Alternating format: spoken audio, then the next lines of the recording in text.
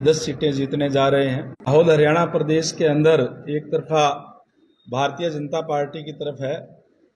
ये देख करके हमारी जो विपक्षी पार्टियां हैं वो अनेक तरीके के भ्रामक प्रचार फैलाने का काम कर रही है।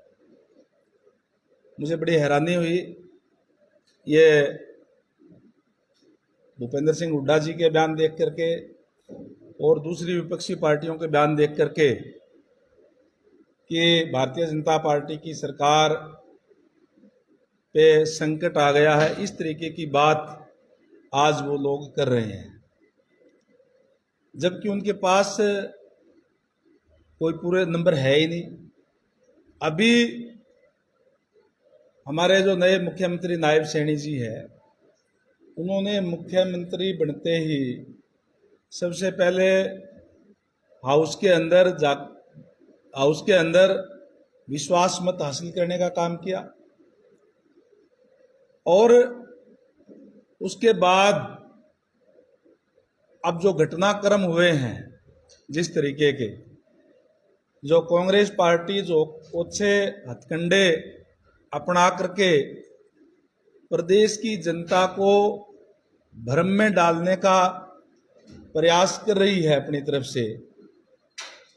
उन्होंने ये कहा कि आज सरकार अल्पमत में आ गई है और वो कहते हैं कि जजपा भी लिख करके दे, और तुरंत उन्होंने जिस तरीके से, अभी कोई ऑथेंटिक खबर तो नहीं है, लेकिन जो मीडिया के माध्यम से जो खबर आई कि राज्यपाल महोदय को जेजेपी ने लिख के दिया है, और उसके बाद में भूपेंद्र सिंह हुड्डा जी का जो बयान आया कि जेजेपी अपने जो 10 उनके विधायक है उनके परेड कराने का काम करे। मैं आज दावे के साथ कह सकता हूं जेजेपी नहीं बल्कि कांग्रेस भी मुझे लगता नहीं कि अपने पूरे विधायकों की परेड करा सकती है। आज उनके विधायकों को उनकी पार्टी पे कोई विश्वास नहीं रह गया है, और इसी को जो जनता के अंदर ये मैसेज को दबाने के लिए वो इस तरीके के अनर्गल प्रचार करने में जुटे हुए हैं।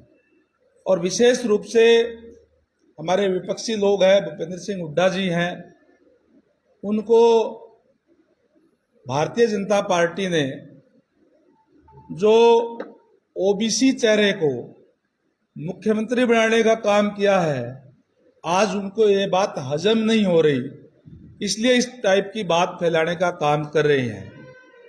और एक ही थैली के चट्टे बट्टे होकर के पूरे विपक्षी जो एक दूसरे के ध्रुव विरोधी दिखाने का काम करते हैं, वो आज इकट्ठे होकर के इस बात का प्रयास करने का काम कर रहे हैं कि हम सरकार को अस्थिर करेंगे, जबकि विधानसभा के अंदर अब तक की जो परंपरा रही है उसमें 6 महीने से पहले अविश्वास प्रस्ताव लाया ही नहीं जा सकता, और ना इनके पास कोई नंबर है। फिर भी किसी विशेष परिस्थिति के अंदर राज्यपाल महोदय अगर चाहे तो वो कोई न कोई वहां से ऑर्डर अपना निकाल सकते हैं, लेकिन वो तब निकालेंगे जब उनके पास अपने विधायकों की परेड तो कराने का काम करें। ये ना इनके पास ये है, केवल और केवल इनको ये बात हजम नहीं हो रही कि आज ओबीसी का मुख्यमंत्री किस तरीके से हरियाणा के अंदर जो है वो बन गया, और जिस तरीके के बोल दीपेंद्र सिंह हुड्डा ने भूपेंद्र सिंह हुड्डा जी के रहे हैं पहले भी, वो भी आप लोगों के सामने हैं।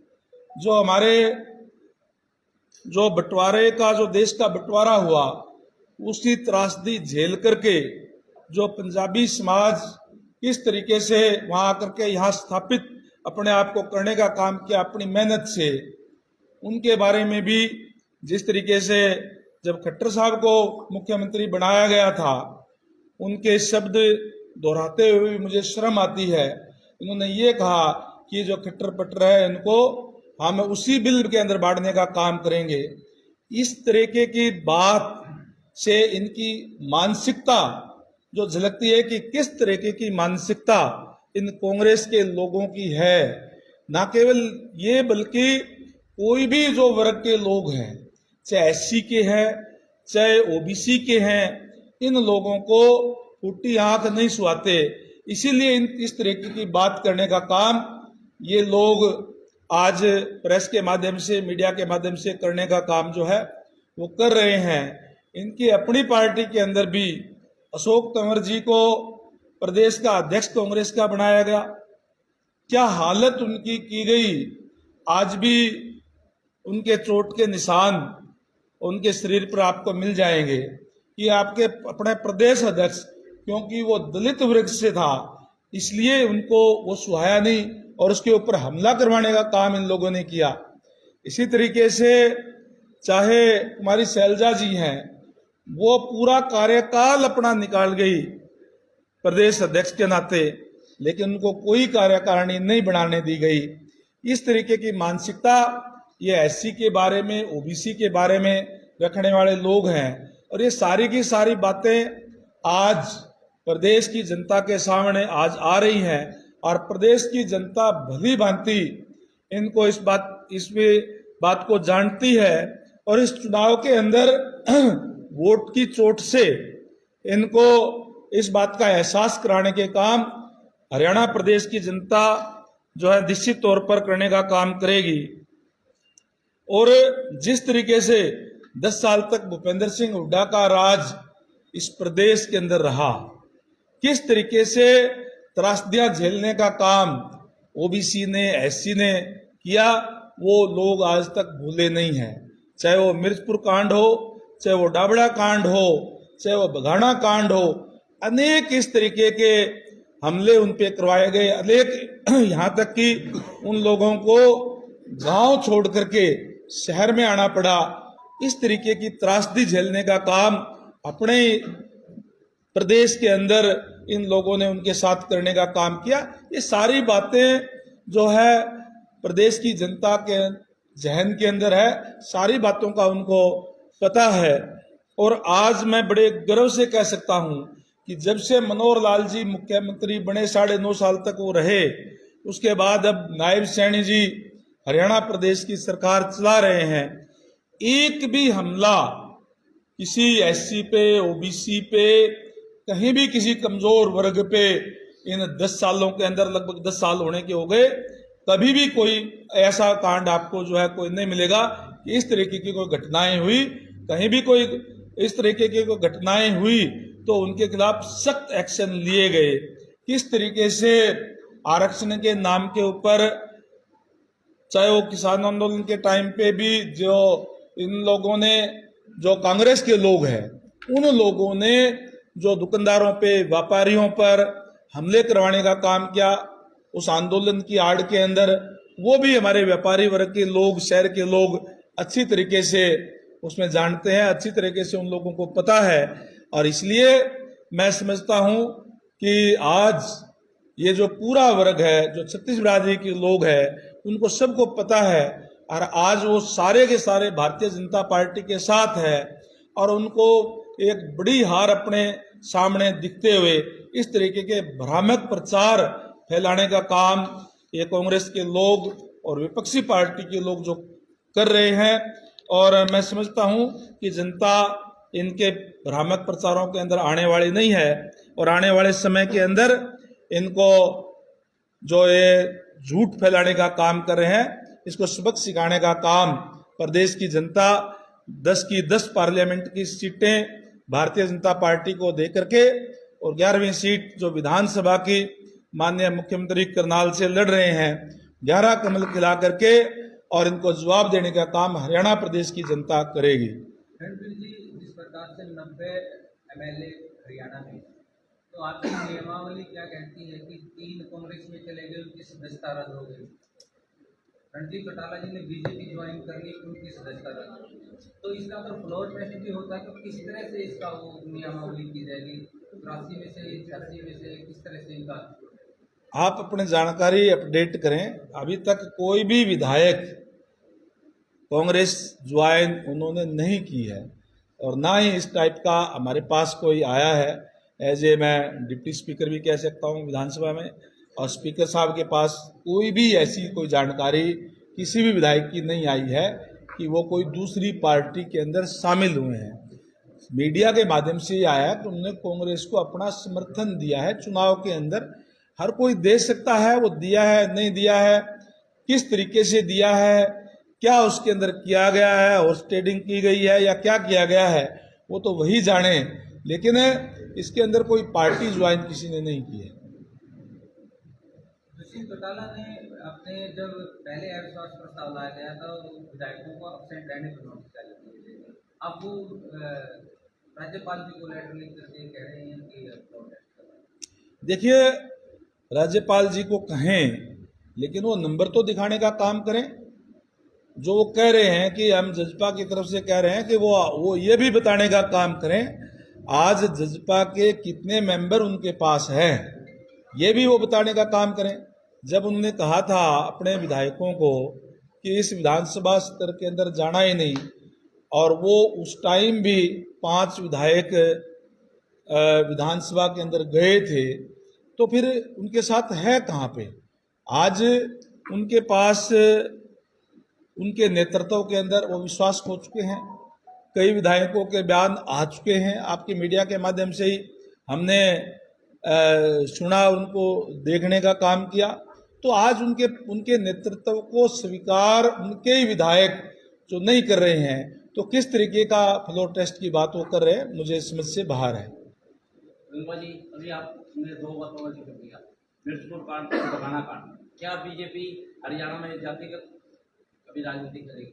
ये जातिगत राजनीति की बात नहीं कर रहा, मैं कह रहा हूं कि जो घटनाएं उनके राज्य में हुई, क्या वो कोई भूल सकता है? क्या जो घटनाएं उस टाइम हुई वो भूल सकता है? क्या हमारे जो सम्मानित साथी देश के बंटवारा के समय जो वहां से शिफ्ट होकर के यहाँ आए और जो उन्होंने झेला, आज ही हमारे कोई बुजुर्ग उसमें बचे हैं क्योंकि बहुत समय हो गया है, और जब वो कोई बच्चे रहे होंगे उस टाइम पे, बताते हुए आज भी उनकी रूह कांपती है। और उन लोगों के लिए इन्होंने जो शब्द बोले, क्या वो शब्द आपने देखे नहीं? क्या उनके वीडियो आपने देखे नहीं? तो उनका जिक्र नहीं होना चाहिए। ये क्या कोई जातिगत राजनीति की बात मैं कर रहा हूं? भारतीय जनता पार्टी छत्तीस बिरादरी की पार्टी है और छत्तीस बिरादरी आज भारतीय जनता पार्टी के साथ है। भूपेंद्र हुड्डा का बयान है कि जो ये विधानसभा का संकट है सीधा लोकसभा के जो बीजेपी प्रत्याशी उनके ऊपर पड़ने वाला है। देखिए, मैं यही कह रहा हूं कि भूपेंद्र सिंह हुड्डा जी जो है, उनकी 2 बातें हैं।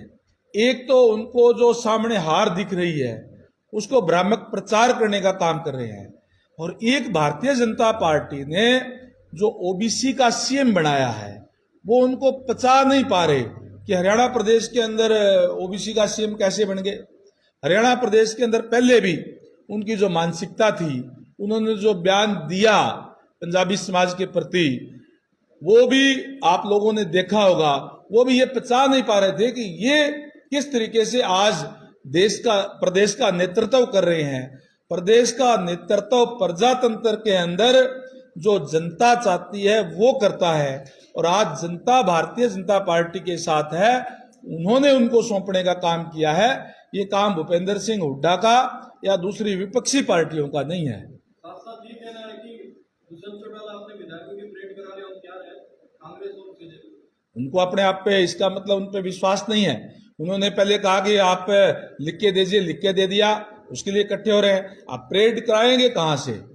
मैं ये मान के चलता हूं कि दोनों पार्टियां मिलकर के भी 25 एमएलए इकट्ठे नहीं कर पाएगी। आप तो परेड कराने की बात कर रहे हैं। क्या भूपेंद्र सिंह हुड्डा अपने विधायकों की सारों की परेड करा देंगे? क्या दुष्यंत चौटाला जी, जिन्होंने ये कहा कि विधानसभा में नहीं जाना और वो विधानसभा में चले गए, आज उनके अगेंस्ट बोल रहे हैं, क्या वो परेड दुष्यंत चौटाला जी करा पाएंगे? उनके पास नहीं है। उनके नेतृत्व में वो अपने विधायकों का विश्वास खो चुके हैं, इसलिए उनके साथ उनके विधायक नहीं है। कांग्रेस के विधायक भी भाजपा के संपर्क में है?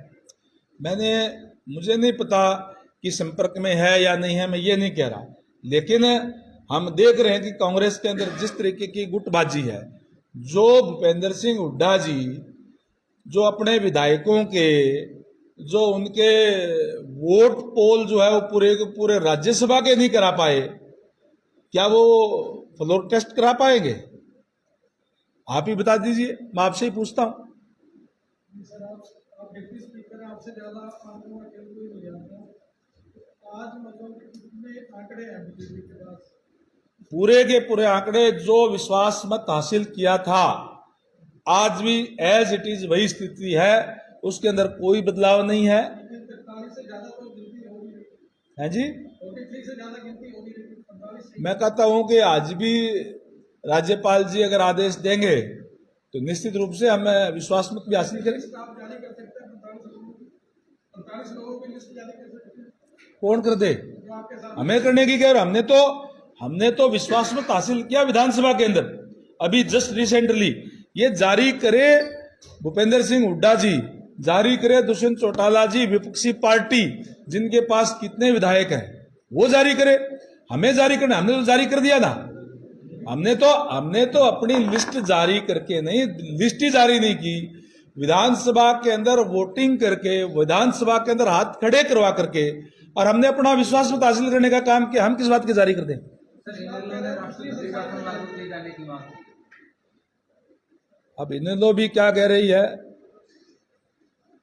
कितने उनके पास मेंबर है, किस बात के राष्ट्रीय शासन की वो बात कर रहे हैं। अब मैं क्या जवाब दूंगा? लेकिन गंगो जी, ये पूरा घटनाक्रम जो 4-5 दिनों में हुआ, आपको लगता नहीं कि सरकार को, जैसे आज आप आए हैं एक तरह से कहीं ना कहीं डैम तो लगा ही है, और सरकार को उसको एक पॉजिटिव वे में कुछ प्रूव करो। बात विपक्ष की नहीं है, बात सरकार को प्रूव करना है कि हमारे साथ इतने बंदे हैं, क्योंकि 3 तो गए तो हैं, देखा इसको मानते हुए। मैं ये कहता हूं कि हमने जो विश्वास मत हासिल किया था, हमने कोई पॉइंटों पे विश्वास मत हासिल नहीं किया, सर्वसम्मति से विश्वास मत हासिल विधानसभा के अंदर किया था। और आज भी भारतीय जनता पार्टी के पास पूर्ण बहुमत है। मैं ये कहता हूं कि विपक्ष के लोगों को चैलेंज देता हूं कि वो विधायकों की परेड करा करके दिखाए कि कौन से विधायक आज सरकार के खिलाफ है। आप उनसे पूछिए, आप उनसे लिस्ट मांगिए कि हमने तो अभी फ्लोर टेस्ट हमारा किया है, हमने अपना विश्वास मत हासिल किया है नायब सैनी जी की सरकार ने। वो ये बताने का काम करे कि कौन से विधायक उनके पास ऐसे हैं जो नायब सैनी की सरकार के खिलाफ हैं, वो लिस्ट जारी करे। मेंबर खिलाफ होंगे तो ही तो सरकार अस्तित्व होगी ना, अदरवाइज कैसे होगी? वो कह रहे हैं जारी करते हैं, उससे बात जा नहीं सकती है जी, जारी करते हैं पार्टी की तरफ से। करे विप जारी, पहले भी विप जारी की थी, कुछ हुआ क्या? पहले विप जारी की थी ना जेजेपी ने, तो गए ना, बाहर आ गए उनको, लेकिन विधानसभा में गए ना, सेशन अटेंड किया ना उन्होंने। विप जारी तो ये भी की थी कि कोई भी सेशन में ना जाए, इस एक दिन के सेशन के अंदर वो गए, कहां रुके? आज भी आपके माध्यम से, मीडिया के माध्यम से उनके विधायक खुद बयान दे रहे हैं। आज कांग्रेस भी गुटों में बटी हुई है।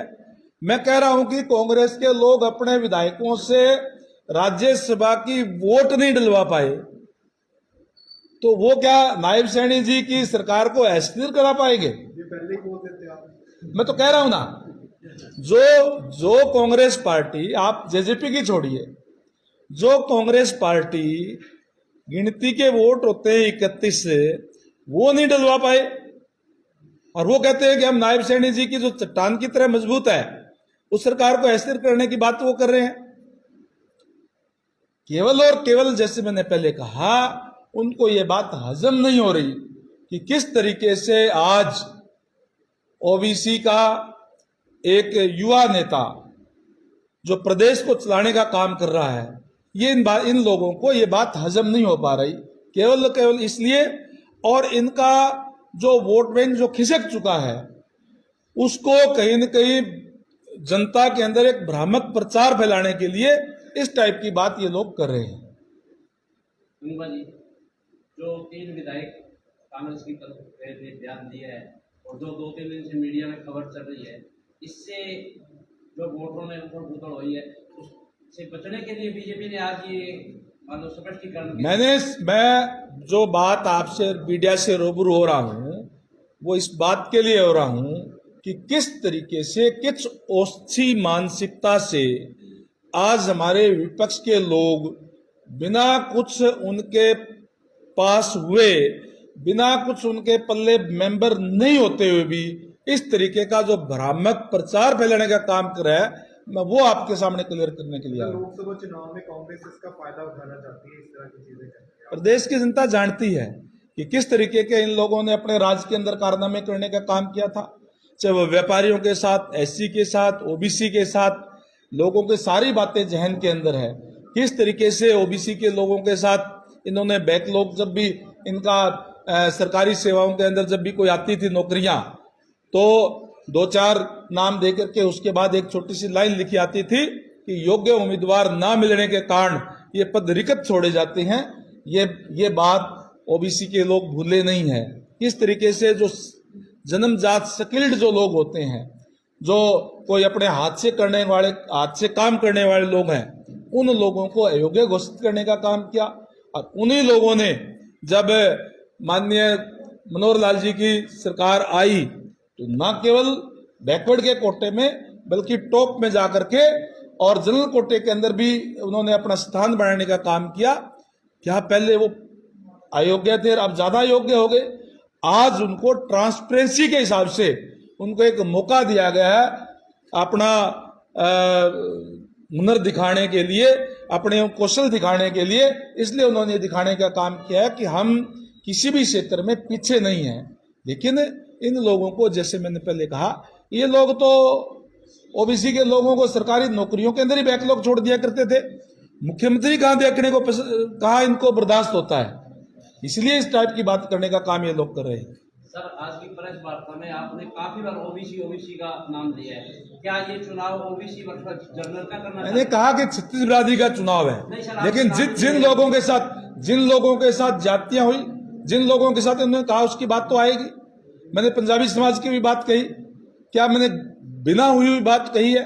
जो बात उन्होंने कही उस बात का जवाब मैंने दिया है। नहीं सर, आप ओबीसी कह रहे थे, किसी विशेष जाति का नाम है क्या? ओके, थैंक यू, धन्यवाद। लास्ट क्वेश्चन, कांग्रेस बार बार ट्रोल कर रही है कि उधार के प्रत्याशी है, शिक्षा की कुशलता की हिसाब की बात है। क्या कर रहे हैं? ट्रोल कर रही है कि उधार के प्रत्याशी है बीजेपी के पास। देखिए, जो अच्छे लोग हैं हर पार्टियों के अंदर होते हैं, और आज आदरणीय नरेंद्र भाई मोदी जी का जो नेतृत्व है, जिस तरीके से उन्होंने देश को विश्व पटल के ऊपर सम्मान दिलाने का काम किया है, गौरव दिलाने का काम किया है, आज कोई भी अच्छे लोग हैं वो पार्टी में आते हैं तो उनका स्वागत है। और जो चुनाव जीतने वाले हैं उनको टिकटें भी दी जाती है।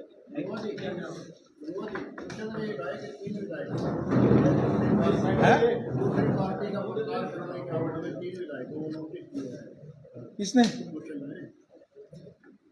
क्या करने के लिए?